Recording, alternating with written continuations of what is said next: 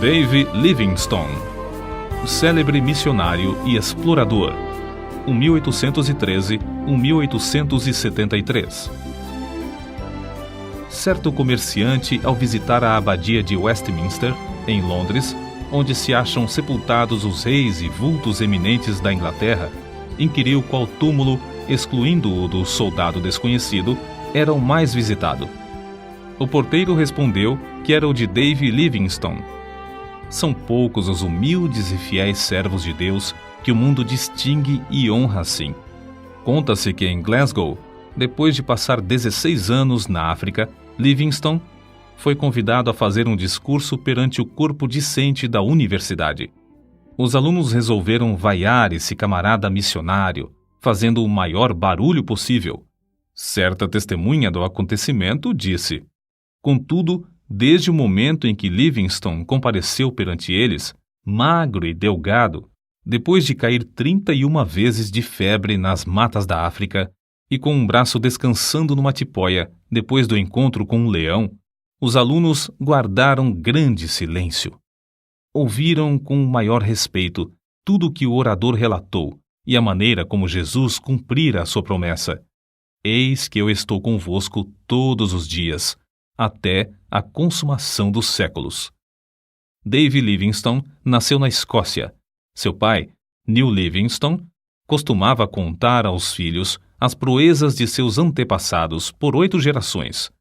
Um dos bisavôs de Dave fugira com a família dos cruéis pactuários para os pantanais e montes escabrosos, onde podia adorar a Deus em espírito e em verdade.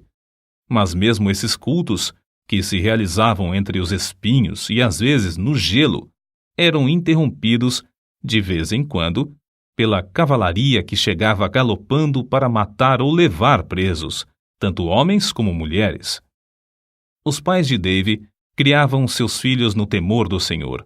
O lar era sempre alegre e servia como notável modelo de todas as virtudes domésticas. Não se perdia uma hora durante os 7 dias da semana, e o domingo era esperado e honrado como o dia de descanso. Com a idade de 9 anos, Dave ganhou um Novo Testamento, prêmio oferecido ao repetir de cor o capítulo mais comprido da Bíblia, o Salmo 119. Entre as recordações mais sagradas da minha infância, escreveu Livingstone, estão as da economia da minha mãe para que os poucos recursos fossem suficientes para todos os membros da família. Quando completei 10 anos de idade, meus pais me colocaram em uma tecelagem para que eu ajudasse a sustentar a família. Com parte do salário da primeira semana, comprei uma gramática de latim. Dave iniciava o dia na tecelagem às 6 horas da manhã e, com intervalos para o café e o almoço, trabalhava até 8 da noite. Segurava a sua gramática aberta na máquina de fiar algodão e, enquanto trabalhava, estudava linha por linha. Às 8 horas da noite, dirigia-se, sem perder tempo, à escola noturna. Depois das aulas, estudava as lições para o dia seguinte, às vezes até a meia-noite, quando a mãe tinha de obrigá-lo a apagar a luz e dormir. A inscrição no túmulo dos pais de Dave Livingstone indica as privações no lar paterno. Para marcar o lugar onde descansa Neil Livingstone e Agnes Hunter, sua esposa, e para exprimir a gratidão a Deus dos seus filhos, João, Dave, Janet, Carlos e Agnes, por pais pobres e piedosos. Os amigos insistiam em que ele mudasse as últimas palavras para pais pobres, mas piedosos. Grifo do autor. Contudo, Dave recusou porque, para ele, tanto a pobreza como a piedade eram motivos de gratidão. Sempre considerou o fato de aprender a trabalhar longos dias, mês após mês, ano atrás ano, na fábrica de algodão, uma das maiores felicidades da sua vida. Nos feriados, Dave gostava de pescar e fazer longas excursões pelos campos e as margens dos rios. Esses passeios extensos lhe serviam tanto de instrução como de recreio. Saía para verificar na própria natureza o que estudara nos livros sobre botânica e geologia. Sem o saber, ele assim se preparava em corpo e mente para as explorações científicas e para o que escreveria com exatidão acerca da natureza na África. Aos 20 anos, houve grande mudança espiritual em Dave Livingstone, que determinou o rumo de todo o resto da sua vida. A bênção divina inundou-lhe o ser como inundara o coração do apóstolo Paulo ou de Agostinho, e outros do mesmo tipo, dominando os desejos carnais. Atos de abnegação, muito difíceis de executar sob a lei férrea da consciência, tornaram-se serviços de vontade livre sob o brilho do amor divino. É evidente que fora movido por uma força calma, mas tremenda, dentro do próprio coração, até o fim da vida. O amor que começou a comovê-lo na casa paterna continuou a inspirá-lo durante todas as longas e enfadonhas viagens pela África e o levou a ajoelhar-se à meia-noite no rancho em Ilala, de onde seu espírito, enquanto ainda orava, voltou ao seu Deus e Salvador. Dave, desde a infância, ouvia falar de um missionário valente na China, cujo nome era Gutslav. Nas suas orações, à noite, ao lado de sua mãe, orava por ele. Com a idade de 16 anos, Dave começou a sentir desejo profundo de fazer conhecido o amor e a graça de Cristo, aqueles que jaziam em densas trevas, e resolveu firmemente, no coração, dar também sua vida como médico e missionário ao mesmo país, a China. Ao mesmo tempo, o professor da sua classe da escola dominical, Dave Hogg, o aconselhava: Ora, moço, faça da religião o motivo principal da sua vida cotidiana, e não uma coisa inconstante, se quer vencer as tentações e outras coisas que o querem derribar. E Dave assentou no seu coração dirigir sua vida por essa norma. Ao completar 9 anos de serviços na fábrica, foi promovido a um trabalho mais lucrativo.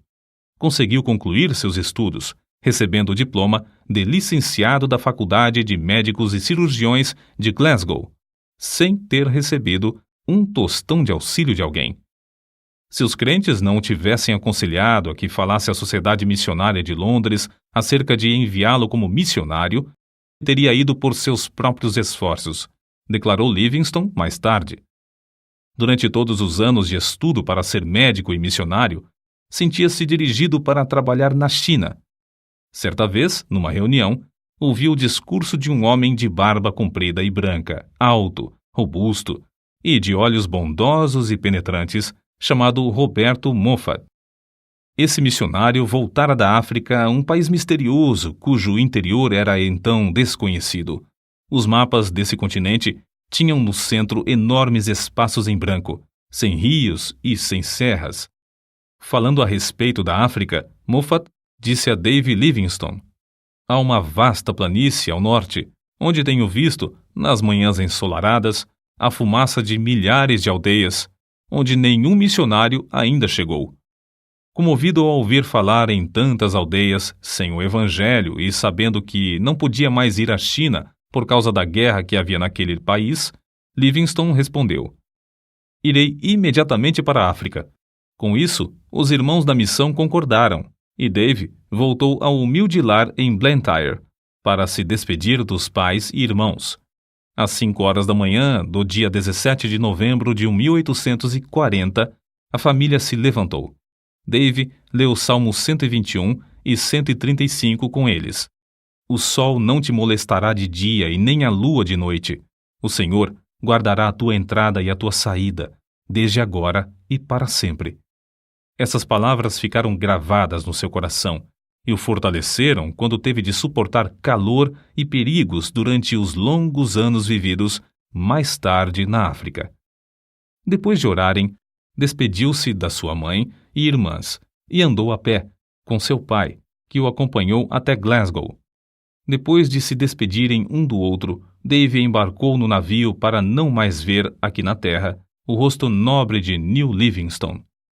A viagem de Glasgow ao Rio de Janeiro e, por fim, à cidade do Cabo, na África, durou 3 meses. Mas Dave não desperdiçou seu tempo. O comandante se tornou seu amigo íntimo e ajudou-o a preparar os cultos nos quais Dave pregava aos tripulantes do navio. O novo missionário aproveitou também a oportunidade para, estando a bordo, aprender a usar o sextante e saber exatamente a posição do navio, observando a lua e as estrelas.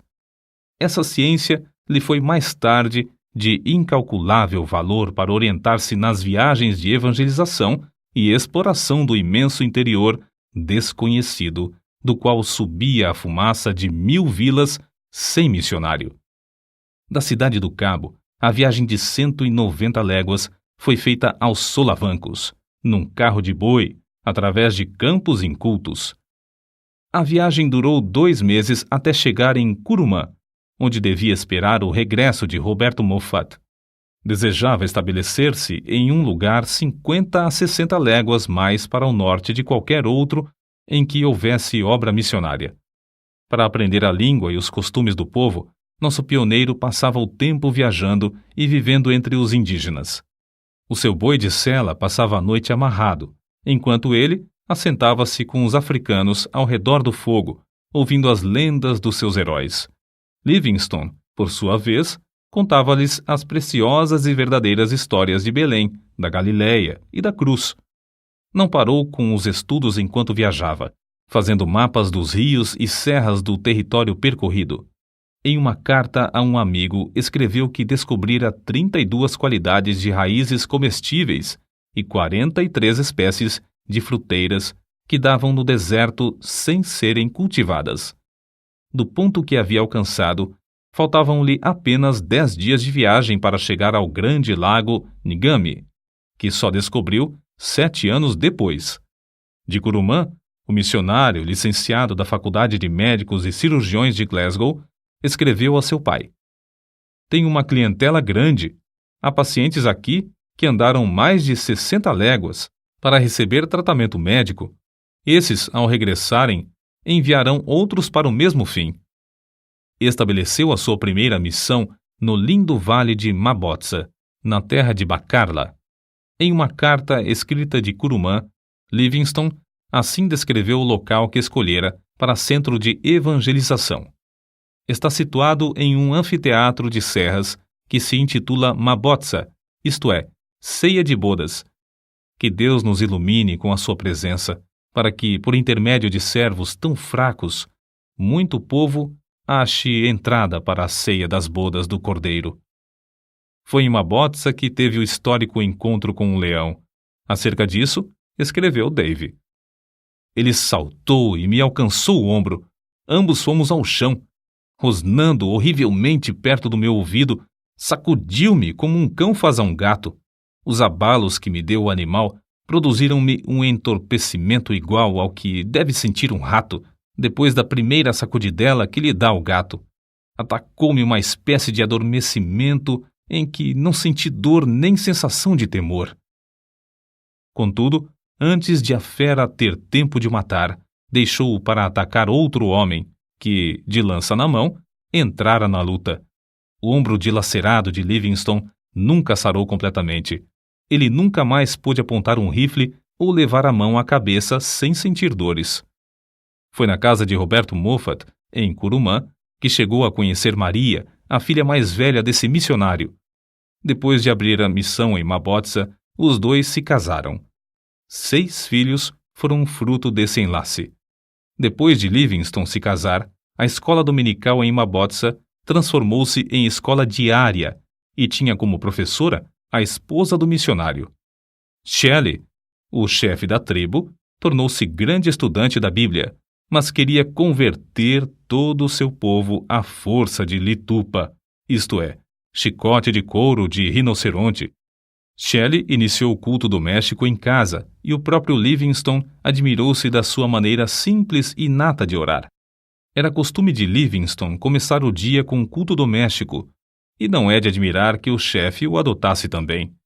Livingstone foi obrigado a mudar-se para Shonuane, 10 léguas distante, e mais tarde, por falta de água, ele e todo o povo foram para Kolobeng. Foi nesse último lugar que o chefe da tribo construiu uma casa para os cultos e Livingstone, com grande sacrifício de dinheiro e labor, edificou a sua terceira residência. Nessa casa morou 5 anos para nunca mais conseguir se fixar em qualquer lugar na terra.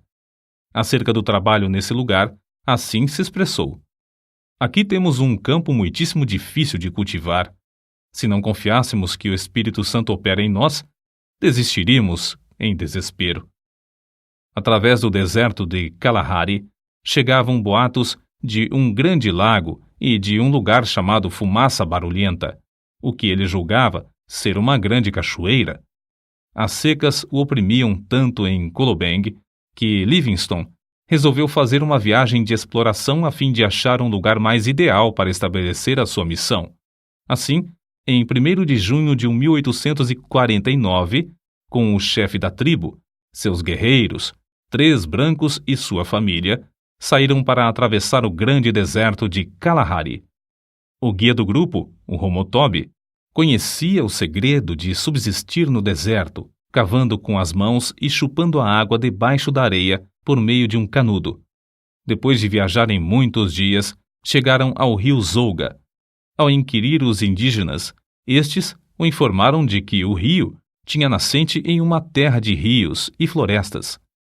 Livingstone ficou convicto de que o interior da África não era um grande deserto como o mundo de então supunha, e o seu coração ardia com o desejo de achar uma via fluvial. Assim, outros missionários poderiam ir para o interior do continente com a mensagem de Cristo. A perspectiva, escreveu ele, de achar um rio que dê entrada a uma vasta, populosa e desconhecida região aumentou constantemente desde então. Aumentou tanto que, quando por fim chegamos ao Grande Lago, esse importante descobrimento em si mesmo parecia de pouca monta. Foi em 1º de agosto de 1849 que o grupo atingiu o Lago Ngami. Tão grande é esse lago que, de uma margem, não se avista a margem oposta. Sofreram longos dias de cruciante sede sem obter uma gota d'água, mas venceram todas as dificuldades. O curioso é que descobriram o Ngami enquanto outros exploradores mais bem equipados, mas menos persistentes, haviam falhado. As notícias do descobrimento foram comunicadas à Royal Geographical Society, o que lhe votou numa bela recompensa de 25 guinéus, por ter descoberto uma importante terra, um importante rio e um grande lago. O grupo teve de voltar a Kolobeng. Depois de alguns meses, porém, iniciou novamente viagem para o Lago Ngami. Não queria separar-se da sua família e levou-a em um carro de boi. Mas, ao alcançar o rio Zouga, os filhos foram atacados pela febre e ele teve de voltar com a família. Nasceu-lhe uma filha, que morreu logo de febre. Livingstone, contudo, ficou mais firme do que nunca na sua resolução de achar um caminho para levar o evangelho ao interior da África. Depois de descansar alguns meses com a família, na casa de seu sogro em Kurumã, saíram com o propósito de achar um lugar saudável onde pudessem estabelecer uma missão mais para o interior. Foi nessa viagem, em junho de 1851, que descobriu o maior rio da África Oriental, o Zambezi, rio do qual o mundo de então nunca ouvira falar. No seguinte trecho que Livingstone escreveu, descobre-se algo do que tinham de sofrer nessas viagens. Um dos assistentes desperdiçou a água que levávamos no carro e, à tarde, tínhamos apenas um restinho para as crianças. Passamos a noite angustiados e, na manhã seguinte, quanto menos havia de água, tanto mais aumentava a sede das crianças. O pensamento de elas perecerem diante de nossos olhos nos perturbava. Na tarde do 5º dia, sentimos grande alívio quando um dos homens voltou trazendo tanto desse líquido como jamais antes havíamos pensado. Livingstone, convicto de que era a vontade de Deus que saísse para estabelecer outro centro de evangelização, e com indômita fé de que o Senhor supriria todo o necessário para cumprir a sua vontade, avançava sem vacilar. Depois de descobrir o rio Zambezi, Livingstone veio a saber que os lugares saudáveis eram sujeitos a serem saqueados em qualquer tempo por outras tribos. Só nos lugares infestados de doença e febre é que se achavam tribos específicas. Resolveu, portanto, enviar a esposa para descansar na Inglaterra enquanto ele continuava as suas explorações, a fim de estabelecer um centro para a obra de evangelização. via-se forçado a estabelecer tal centro porque os boeres holandeses invadiam o território e, além de roubar as terras e o gado dos indígenas, punham em prática um regime da mais vil escravatura.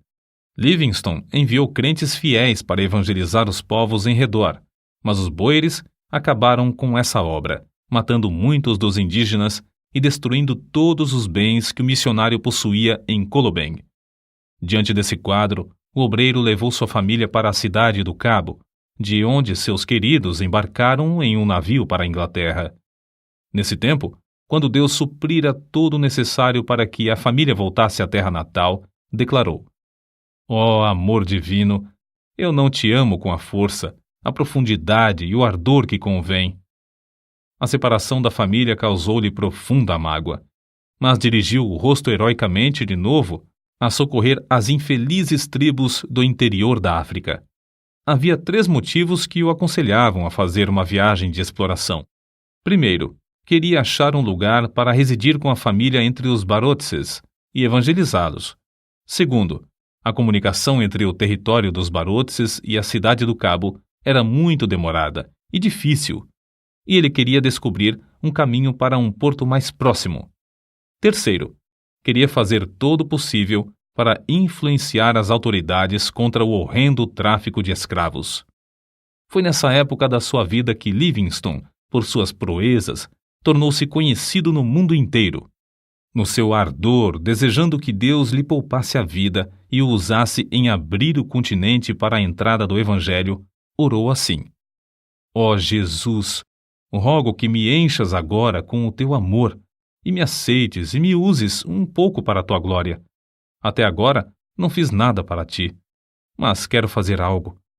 Ó, eu te imploro que me aceites e me uses e que seja tua toda a glória. Escreveu mais ainda: Não valeria coisa alguma o que possuo ou o que possuirei, a não ser em relação ao reino de Cristo. Se alguma coisa que tenho pode servir para o teu reino, dar-lhe-ei a ele, a quem devo tudo neste mundo e durante a eternidade. Livingstone atravessou ida e volta o continente africano desde a foz do Zambeze a São Paulo de Luanda. Façanha esta realizada pela primeira vez por um branco. Nas memórias que escrevia diariamente, nota-se como admirava as lindas paisagens de um continente que o mundo julgava ser um vasto deserto. Chegou a Luanda magro e doente.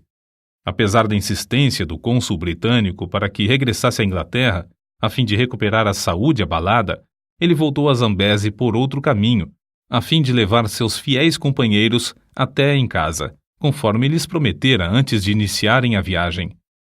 Nessa viagem, Livingstone descobriu as magníficas cataratas de Vitória, nome que ele deu às grandes quedas em homenagem à rainha da Inglaterra. Nesse lugar, o rio Zambeze tem a largura de mais de 1 quilômetro. Ali, as águas desse grande rio se precipitam espetacularmente de uma altura de 100 metros. Livingstone continuou a pregar o evangelho constantemente, às vezes a auditórios de mais de 1000 indígenas. Antes de tudo, esforçava-se para ganhar a estima das tribos hostis, por onde passava, por sua conduta cristã, em grande contraste com a dos mercadores de escravos. Sozinho, com seus fiéis macololos, caiu 31 vezes de febre nos matagais, durante um período de 7 meses. Mas não era tanto o sofrimento físico.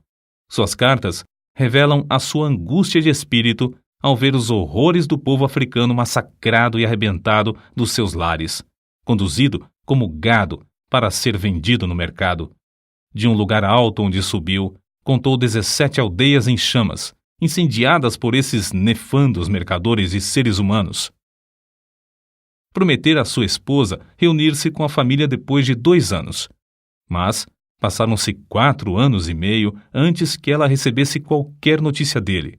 Por fim, após uma ausência de 17 anos da pátria, regressou à Inglaterra. Voltou à civilização e à sua família como quem volta da morte. Antes de desembarcar, soube que seu querido pai falecera. Em toda a história de Livingstone, não se conta um acontecimento mais comovente do que o seu reencontro com a esposa e filhos. Na Inglaterra, foi aclamado e honrado como heróico descobridor e grande benfeitor da humanidade. Os diários publicavam os seus atos de bravura. As multidões afluíam para ouvi-lo contar a sua história, como relata este trecho de sua biografia. O Dr. Livingstone era muito humilde. Temia passear nas ruas, receando ser atropelado pelas massas. Certo dia, na Regent Street, em Londres, foi apertado por tão grande multidão que só com grande dificuldade conseguiu refugiar-se num táxi. Pela mesma razão, evitava ir aos cultos. Certa vez, desejoso de assistir ao culto, meu pai persuadiu-o a ocupar um assento debaixo da galeria, em um lugar não visível ao auditório. Mas foi descoberto e o povo passou por cima dos bancos para cercá-lo e apertar-lhe a mão. Uma das muitas coisas que levou a efeito, enquanto na Inglaterra, foi a de escrever seu livro. Viagens Missionárias alcançou enorme circulação e produziu mais interesse da questão africana do que qualquer movimento anterior.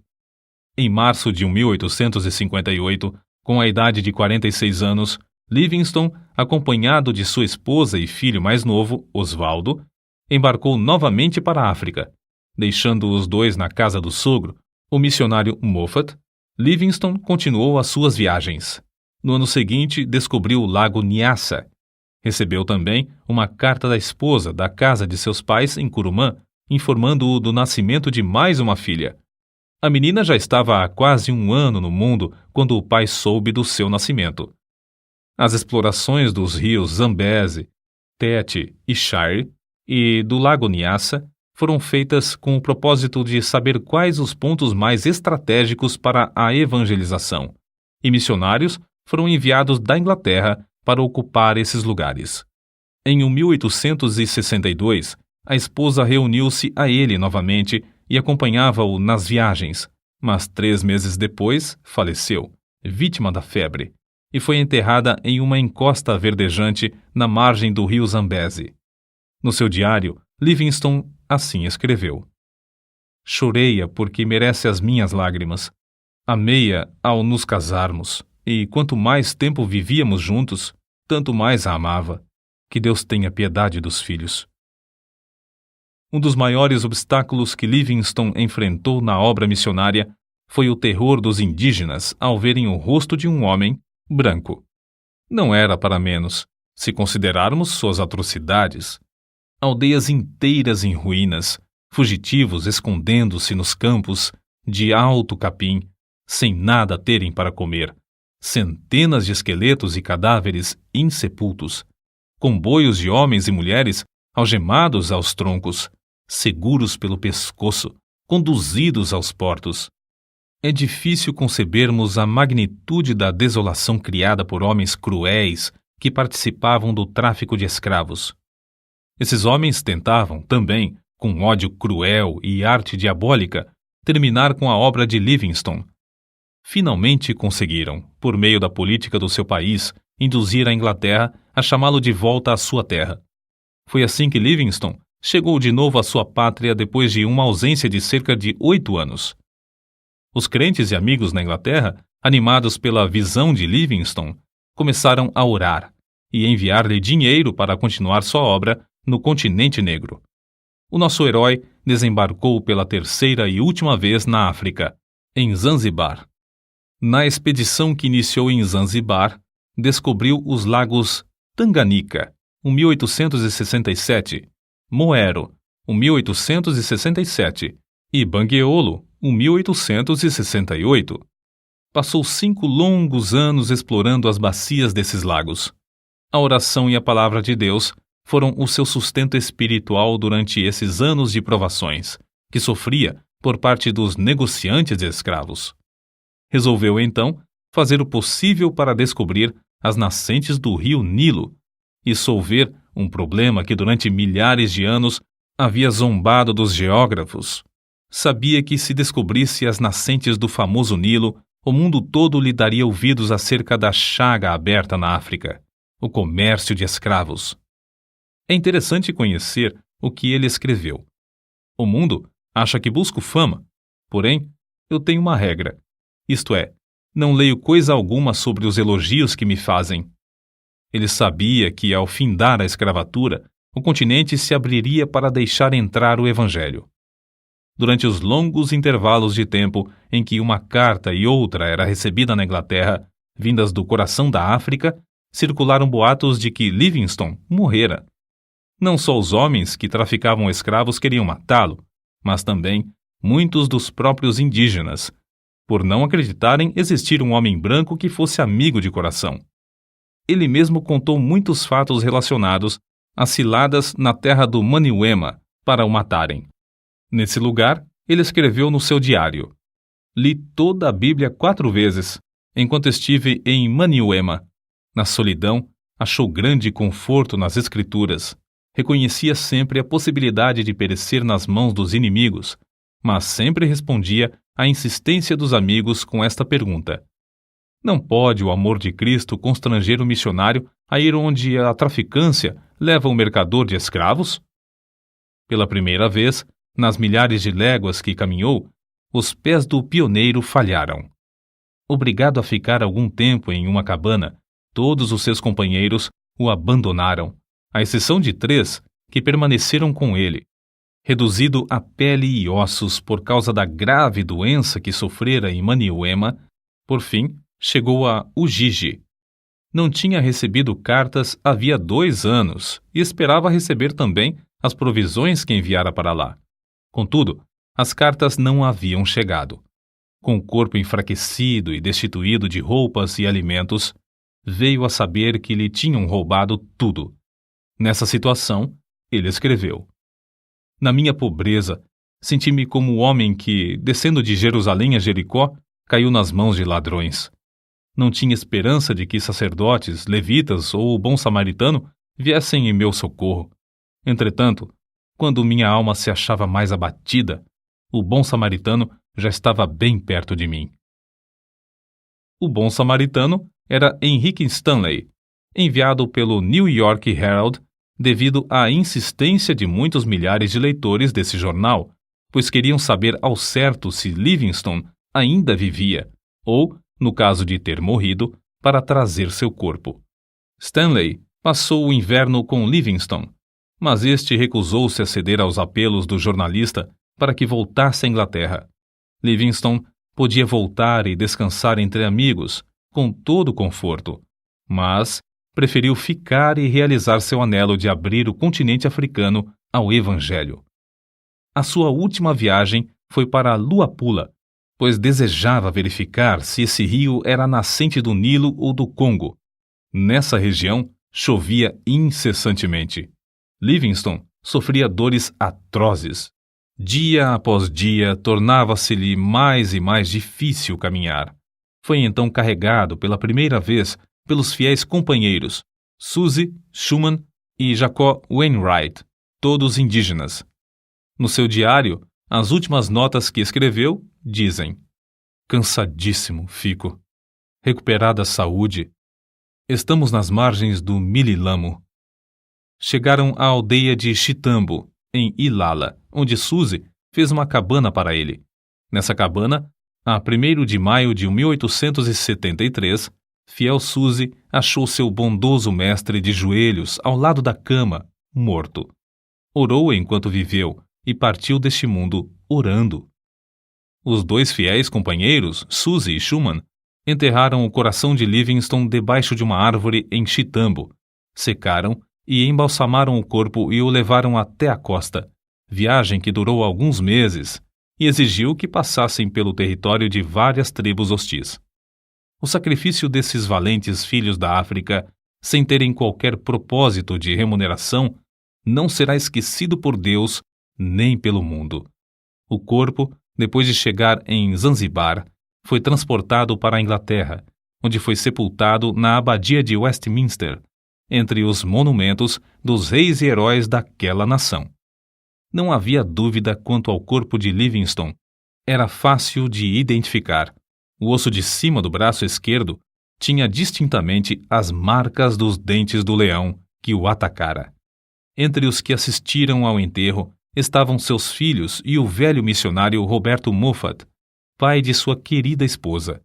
A multidão consistia de povo humilde que o amava e dos grandes que o honravam e respeitavam. Conta-se que, entre as multidões que permaneciam nas calçadas das ruas de Londres no dia em que o cortejo acompanhava o corpo de David Livingstone, havia um velho chorando amargamente. Ao lhe perguntarem por que chorava, respondeu: "É porque Davizinho e eu nascemos na mesma aldeia, cursamos o mesmo colégio, assistimos à mesma escola dominical e trabalhávamos na mesma máquina de fiar. Mas Davizinho foi por aquele caminho e eu por este. Agora, ele é honrado pela nação, enquanto eu sou desprezado, desconhecido e desonrado. O único futuro para mim é o enterro de beberrão." Grifo do autor. Não é somente o ambiente, mas as escolhas feitas na mocidade são o que determinam o destino de alguém. Não só aqui no mundo, mas para toda a eternidade. Quando Livingstone falou aos alunos da Universidade de Cambridge, em 1857, disse: "Por minha parte, nunca cesso de me regozijar por Deus ter me apontado para tal ofício. O povo fala do sacrifício de eu passar tão grande parte da vida na África. Será sacrifício pagar uma pequena parte da dívida, dessa dívida que nunca poderemos liquidar, do que devemos ao nosso Deus? É sacrifício aquilo que traz a bendita recompensa de saúde, o conhecimento de praticar o bem, a paz de espírito e a viva esperança de um glorioso destino? Longe esteja tal ideia. Digo com ênfase: não é sacrifício. Nunca fiz sacrifício. Não devemos falar dos nossos sacrifícios ao nos lembrarmos do grande sacrifício que fez aquele que desceu do trono de seu Pai, nas alturas, para se entregar por nós. Se Livingstone não tivesse adoecido, teria descoberto as nascentes do Nilo. Durante os 30 anos que passou na África, nunca se esqueceu do seu alvo principal, que era levar Cristo aos povos desse obscuro continente. Todas as viagens que realizou foram viagens missionárias. Gravadas no seu túmulo podem ser lidas estas palavras: "O coração de Livingstone jaz na África. Seu corpo descansa na Inglaterra, mas sua influência continua." Gravados para sempre na história da Igreja de Cristo estão os grandes êxitos obtidos na África por Livingstone durante um período de mais de 75 anos depois de sua morte. Êxitos inspirados, em grande parte, pelas orações e persistência desse eminente servo de Deus, que foi fiel até a morte.